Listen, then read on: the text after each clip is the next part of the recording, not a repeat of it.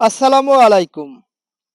প্রিয় কৃষক ভাই ও বোনেরা যারা সবজি চাষ করছেন, আজকে ভিডিওটা তাদের জন্য। মূলত যারা বেগুন চাষ করছেন বর্ষা মৌসুমে, আজকে ভিডিওটা দেখাবো এবং কি পরিমাণ আপনারা সার প্রয়োগ করবেন এবং বাগুনের গাছ রোগবালাই মুক্ত রাখবেন। আমি আপনাদের যে ভিডিওটা দেখাচ্ছি, আসলে দেখতে পাচ্ছেন গাছের বয়স কিন্তু ১ মাস থেকে ৩২ থেকে ৩৫ দিন বয়স হচ্ছে জমিতে লাগানো। এই গাছগুলো না কিন্তু কোনো রোগ বালাই নাই এবং কিছু গুটিও চলে আসছে বাগুনের অলরেডি। দেখতেই পাচ্ছেন কি সুন্দর ফুল চলে আসছে। তবে বর্ষার মৌসুমে কিন্তু বাগুন চাষ করতে হলে আপনার মেমোরিতে একটা জিনিস লক্ষ্য রাখতে হবে, সেটা হলো সার এবং পানি সেচ। এই ২ টা জিনিস কিন্তু ভালোভাবে লক্ষ্য রাখতে হবে। কারণ এই লক্ষ্য রাখার কারণ হলো যে গাছে যদি অতিরিক্ত মাত্রায় সার পড়ে যায় বাগুনের গাছে, তাহলে কিন্তু গাছ ফুটে যাবে, কুকড়া লেগে যাবে, এমনভাবে ভাইরাল অর্থাৎ ভাইরাস লেগে যাবে।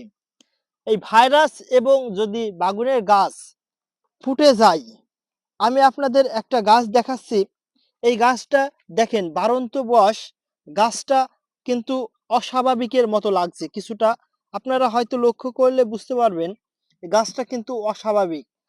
আশা করছি এই গাছটা ভালো আছে, তবে হয়তো কিছুদিন পরে এই গাছটা ভালো থাকবে না।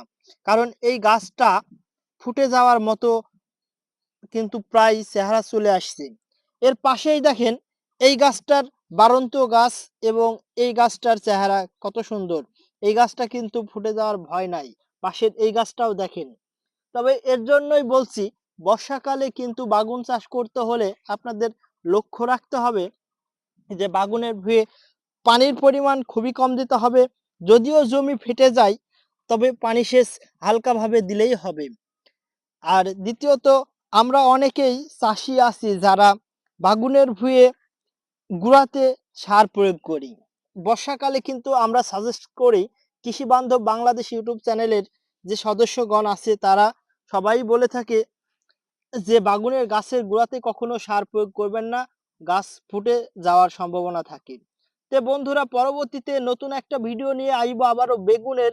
তবে যদি ভিডিওটা একটু ভালো লাগে তাহলে কিন্তু চ্যানেলটাকে সাবস্ক্রাইব করে দিতে ভুলবেন না। ভাইয়া নতুন এবং চ্যানেলটাও নতুন, আপনাদের একটু ভালোবাসা চাই। এ নিয়ে এবং পরবর্তীতে ভিডিও থাকবে বেগুনের আগাছা এবং বেগুনের কাটই পোকা নিয়ে।